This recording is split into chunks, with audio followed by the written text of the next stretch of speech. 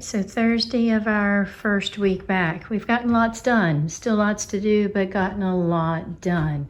They've learned how to come in and check the board to see what they need to do. Most important thing before they really settle in is they take a bathroom break in the building so we can maximize our instructional time. And I started very simply and now adding some choices in. We've launched independent reading and talked about what it is that they need to do and what I'll be doing. And I've been modeling that with them. And then we've been graphing our stamina each time we try it. You can see how many minutes the entire class of 21 cuties has been locked into reading. And it takes a while to build stamina, and that's okay. If I work on it now, it's going to be rock solid by the time I start pulling small groups. We introduced Listen to Reading and learned how to access Google Classroom, learned how to access Epic. We've started working on our PBIS. Our traits are RIDE, respect, integrity, dedication, excellence. So we've talked through respect. This is what they've generated. Integrity, and today we'll work on dedication. We've worked on our playground rules. During math, we worked on and analyzed our first learning target and then worked on patterns. They have learned how to use these magnets with their numbers on them whenever they leave the classroom. Those go on the Where Am I board, and I've just told them when we have a fire drill, then I know exactly where they are. We've learned where our resources are and what they can grab when they need it without asking. So if they need glue sticks, the crayons I do hand out, I give every cutie one box and then a second box in January. The expo markers, they've learned the sharp pencils and where to put the dull ones. We have started job interviews and have interviewed and already hired 6 children for jobs. 2 of them are alternating with the vacuum in the afternoon. We've learned how to book shop, so how to pick what books we want, and then when we're done with them, put them back in the correct basket, facing the correct way. We've worked on accessing materials on the shelves, taking them off to work with them, and putting them back on. Yesterday, we started exploration stations, and I pulled some of these out, and I assigned them groups of 4 and 5, and they rotated on the floor. And I told them before I ever give them something to use as a tool, they get to play with it and explore it. So that was, it felt like playtime. One of them asked and said, is this like indoor recess? But it's not, because they've learned now, and we're practicing now, to work with their teammates on the floor on a specific task and then clean it up after 5 minutes and then rotate to the next rotation, which is huge when I start doing centers and literacy rotations. For math, I've launched my 5-minute fact fluency where a pair of kids, 2 cuties, grab a bag. And this week, we're just working on addition. So they flip 2 cards, add them. Whoever gets it fastest and is accurate gets to keep them. And they keep going. It's not very competitive, but just trying to refresh their fact fluency. And if they're unsure or disagree, there's a calculator for them to check their answers. We started with some very light desk work. This was the first day, drawing a picture, and that's going to be on the front of our first narrative writing of the year, and we're going to do that today. The second day was just a very simple word search. By the third day, I had them come in and log into Epic. We did this, get to know your classmates, and then when they were done, they stuck that in their mailboxes by themselves. So we've learned how to access our mailboxes. And one of the jobs I've hired is mailbox delivery, and she's done a great job. I modeled for them a job application, and if they want one, where to grab one. So yesterday, one kiddo, as he was leaving, said, can I take one? And I said, absolutely. They turn them in as they fill them out when they think of a job that would work. And then I interview them, hire them, and they start work immediately. They get paid every 2 weeks. Let's see, so they've practiced all of that. We've decided for right now our best space for lunch boxes is just in a row in front of the mailboxes. They've learned how to access Ziploc bags if they need them, tissues, hand sanitizer. So that's nice. It makes them more independent. They don't have to ask me. The trash can's right there. They had a chance to ask questions about things in the classroom, and they wanted to know about this. And I put on my Tyrannosaurus Rex hat and told them that when I start teaching small group to help them remember, I'll wear this, but that they would never talk to a Tyrannosaurus Rex. And then when I'm done with small group, I take it off. And then when I'm back in small group, I put it on. But then I tell them there are times you can interrupt small group, and these are when they can. I also added vomit to that list. I told them if somebody throws up, we got to try to get it into the trash can, and they can interrupt small group. Our second day of math, we worked on graphing Skittles. They each got a little small bag. The first day we did a picture graph and bar graph of how we get home from school. And they made little pictures of themselves, and the graph was just on the floor, and we answered questions on paper. The second day we used Skittles. It's engaging, and I tell them they're tools, so they can't eat them until we're done with our work, but each bag of Skittles had different colors. This was my model, and then they worked on that. I get tired of hearing my voice sometimes, and I tell them I'm sure they are too, but the first 2 weeks they hear a lot from me. We do a classroom scavenger hunt. They hunt for all of these things, and then when they find them, they check them off. When they turn it in, they get a Smartie. That we did that Tuesday. Yesterday, I said, okay, yesterday we did our scavenger hunt. Let's just point to all these things. So I would call something like your mailbox, and they would point. Then I asked them, what else is there in the room that I haven't talked about yet? Most of them noticed the desk fairy. The desk fairy visits and leaves a little treat and note when she comes periodically to find organized desk. I have a feeling that she will make an appearance very soon. We're working on our PBIS class matrix. This is one from last year from a dear friend of mine, but we'll be generating our own. I just always have a little cheat sheet for myself because there's a lot going on, a lot of moving pieces. Sometimes there's blood, sometimes there's a tooth that's lost. I think for right now, that pretty much covers it. Oh, we've worked on organizing our desk. You can see this little one.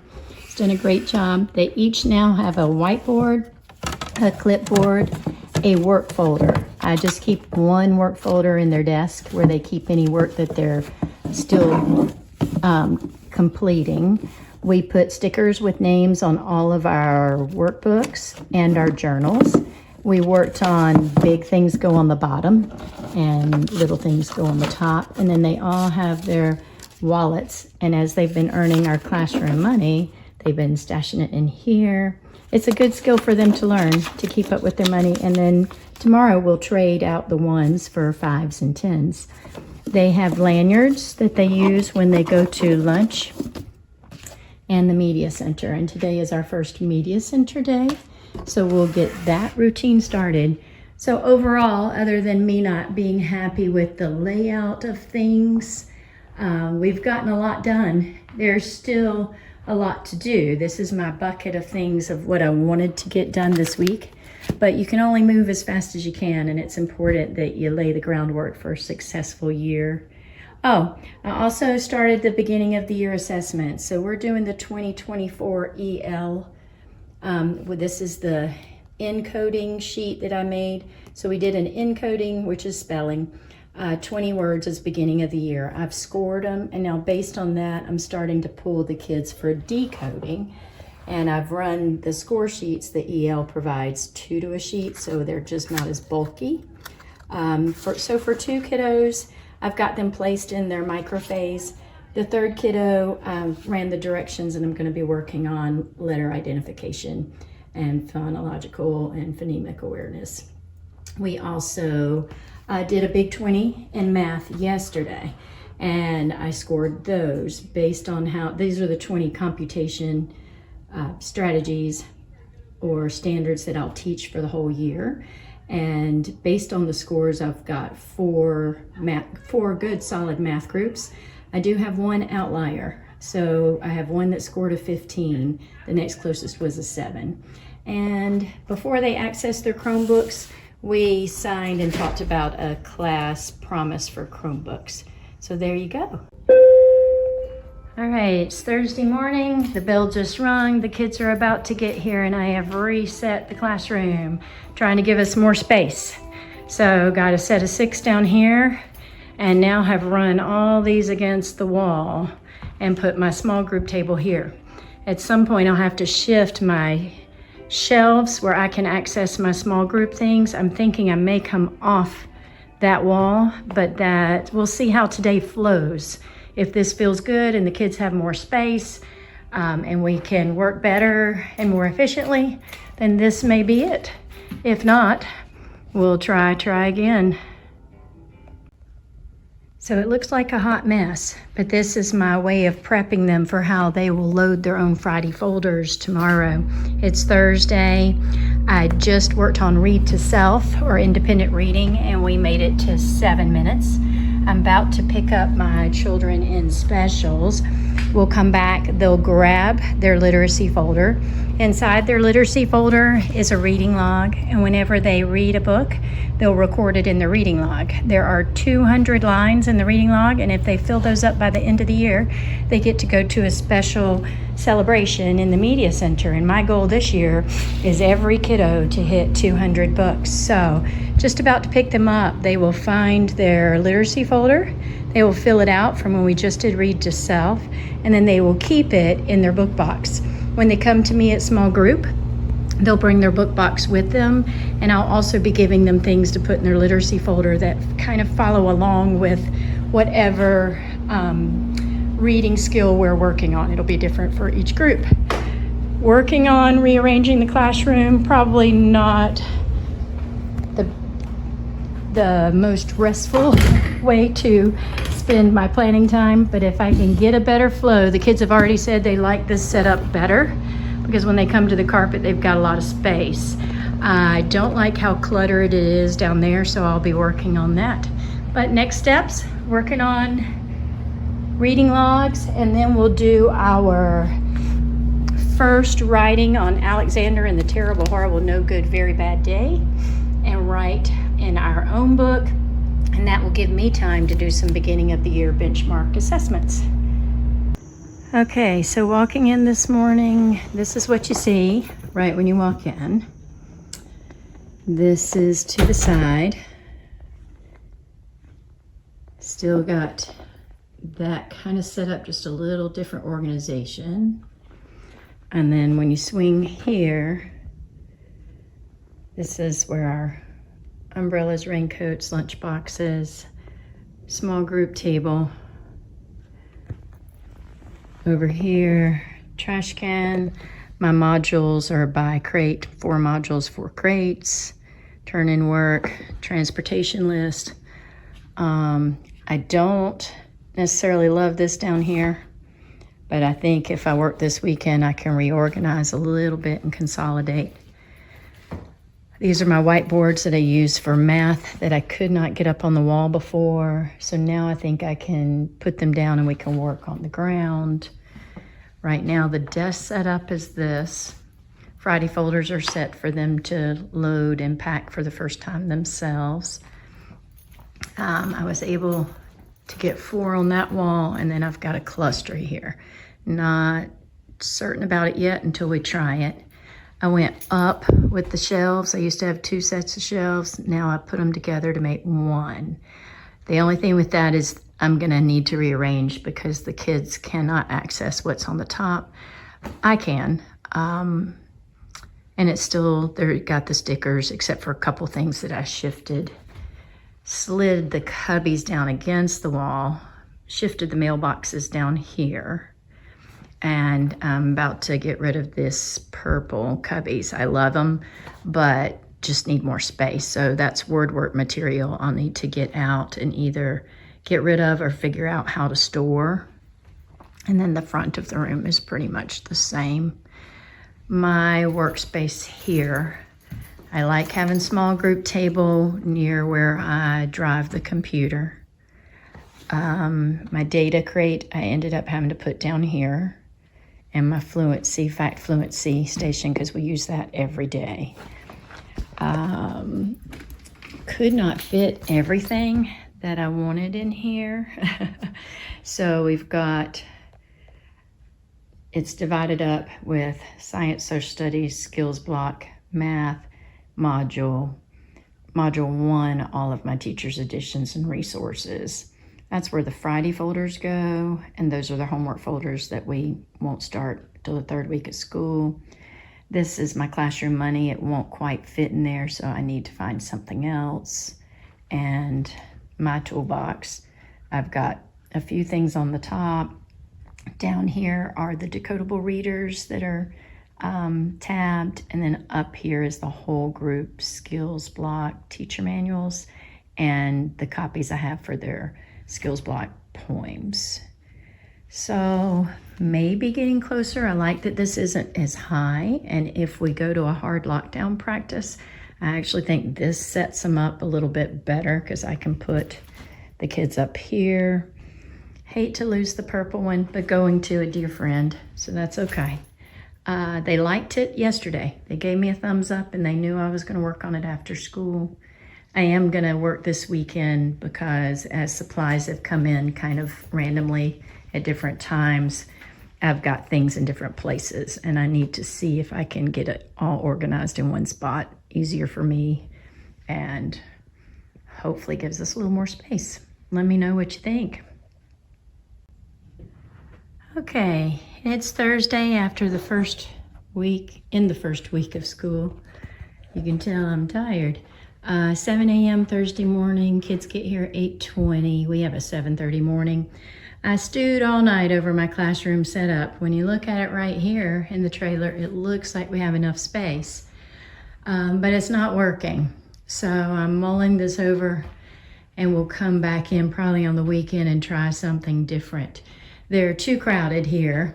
We don't have hooks, so they have to keep their backpacks on their chairs, jackets, things like that. They do have these cubbies where they keep their tech bags, their book boxes. We had torrential rain the first 2 days, like raining sideways, build a boat. So they did it, we figured it out, and they did a great job. And I brought in a laundry basket where we keep umbrellas and rain jackets, and it's still drying out, and I brought as many as I had from home. I have not started pulling small groups yet, but I have done some beginning of the year data. My workspace here I'm not happy with. It's just too narrow for me to function.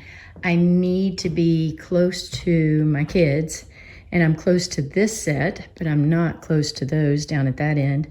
And then when I'm putting math manipulatives or modeling under the document camera, I'm having to pick them up from the floor or stick them places instead of having them right where I can grab them and be more efficient. It's all about wanting to be efficient. When I turn the projector on, it does not show if the lights are on because I've got these really, I think they're new bright lights, which are fabulous for when the lights are on. So my option if I'm modeling under the document camera is they can't see it, or I turn the lights off. And when I turn the lights off, it is so dark that they have trouble seeing their journal or their whiteboard. And same for me. I'm trying to show a book or something under the document camera. Plus this space that I thought would work because I could roll the cart in and out and give us just a few more inches. I can't even open a book, flat. So I'm mulling this over, trying to figure out, number one, how do I keep the kids closer to me when I'm teaching whole group on the floor? How do I give them more space? Got a sweet fellow who's locked against the wall. He hasn't complained a bit. He's done a fabulous job, but I know I'd be uncomfortable in that position. So I always go from what would make me more comfortable. And then there will be a time pretty soon where I'll be pulling small groups here, right after another. So this is what it looks like. I think I'm gonna have to streamline. Not quite sure how it's gonna end up, but I'll keep you posted.